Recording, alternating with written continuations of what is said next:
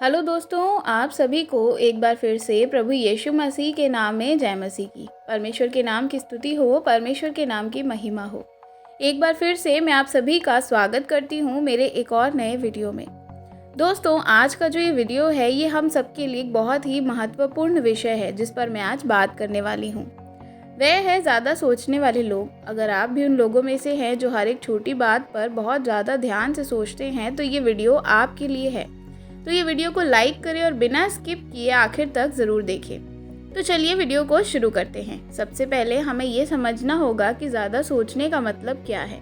ज़्यादा सोचने का मतलब किसी भी स्थिति या विचार पर अधिक समय तक विचार करना और उसके बारे में बार बार सोचते रहना।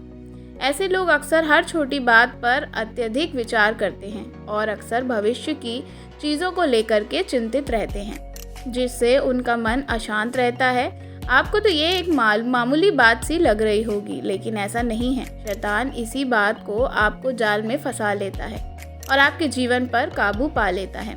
बाइबल में शैतान का जिक्र कई स्थानों पर होता है, जिसमें यह बताया गया कि वे कैसे लोगों को अपने जाल में फंसा लेता है। ज़्यादा सोचने वाले लोग अक्सर अपने विचारों में उलझ जाते हैं और शैतान इस कमज़ोरी का फ़ायदा उठाता है।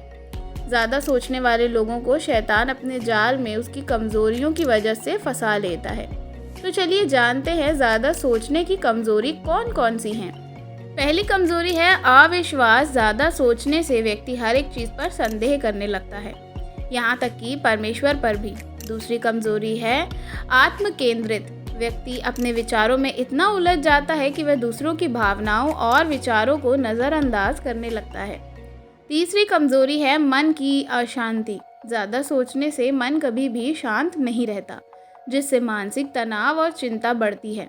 चौथी कमज़ोरी है आत्मिक संदेह। व्यक्ति जो है अपनी क्षमताओं और योग्यताओं पर संदेह करने लगता है, जिससे क्या होता है, आप आत्मविश्वास में कमज़ोर हो जाते हैं। और कई सारी कमज़ोरियाँ जिससे शैतान आपको अधिक सोचने वाले लोगों को यह कई सारी कमज़ोरियों का उपयोग करके उनको क्या करता है, भ्रष्ट करता है।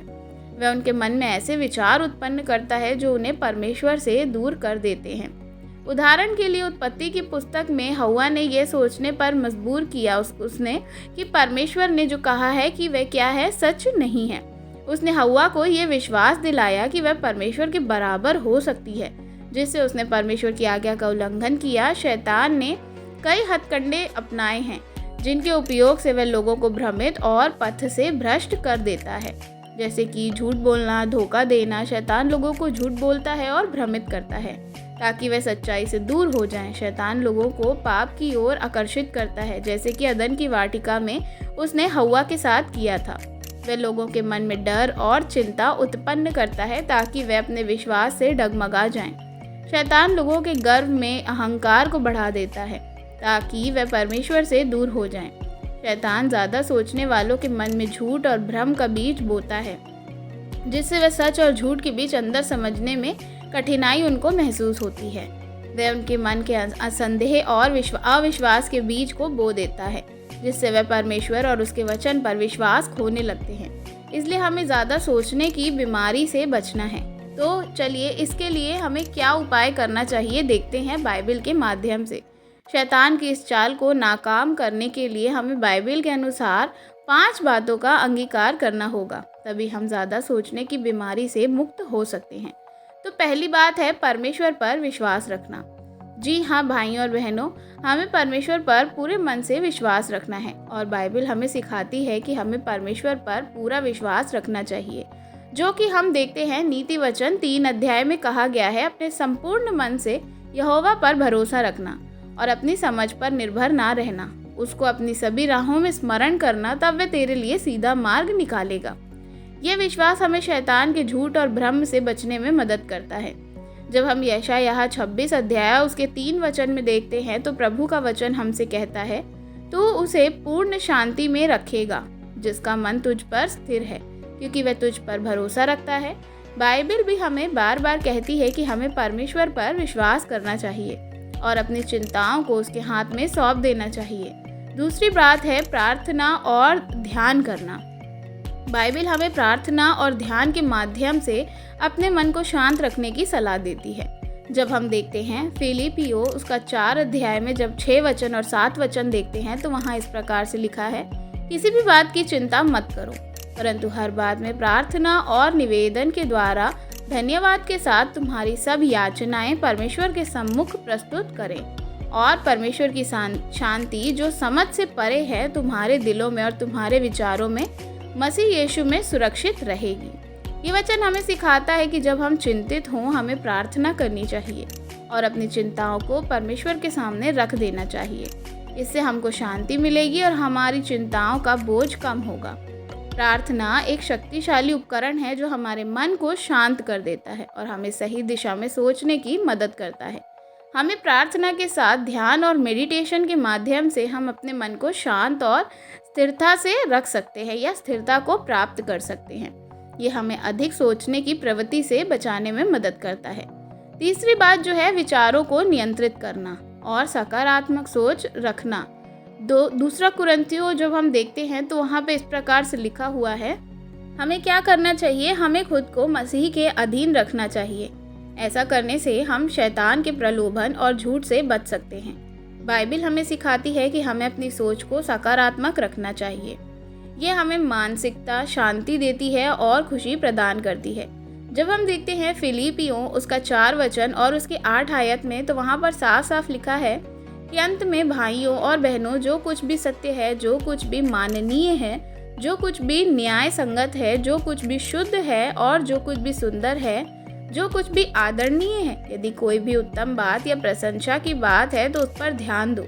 ये वचन हमें सिखाता है कि हमें अपनी सोच को सकारात्मक और प्रेरणादायक बातों की ओर केंद्रित करना चाहिए, न केवल हमारी मानसिकता शांति को बनाए रखने के लिए बल्कि हमें एक सकारात्मक दृष्टिकोण भी देता है। चौथी बात, बाइबल का अध्ययन करना। बाइबल का नियमित अध्ययन करने से हमें शैतान के झूठ और भ्रम को पहचानने में मदद मिलती है। बाइबल में सच्चा ईश्वर को जानकर हम अपने विश्वास को मजबूत बना सकते हैं। जब हम बाइबल में दिए गए वचनों को पढ़ते हैं तो हमें सच्चाइयों का पता चलता है। बाइबल में लिखे गए परमेश्वर के वचन हम सीखते हैं कि सही और गलत क्या है, हमें नैतिक दिशा निर्देश देता है जिससे हमें शैतान के प्रलोभन से हम क्या है बच सकते हैं। पांचवी बात और आखिरी बात है सामुदायिक सहभागिता, लेकिन धार्मिक समुदाय में भाग लेना, धार्मिक आयोजन में शामिल होना या आध्यात्मिक रूप से मजबूत बनना। इसमें हम अपने विश्वास को बनाए रखने में सामर्थ्य होते हैं और शैतान के जाल से बच सकते हैं। धार्मिक समुदाय या चर्च में शामिल होना हमें सम्मान जो है विचारधारा वाले लोगों में समर्थन और प्रोत्साहन मिलता है। ये मानसिक और भावनात्मक बल को मजबूत करता है जिससे शैतान के प्रलोभन का सामना कर सकते हैं। तो मेरे प्रियो, इन 5 बातों को ध्यान में रखकर आपको आपके मन में ज़्यादा सोच या ज़्यादा विचार नहीं लाना है।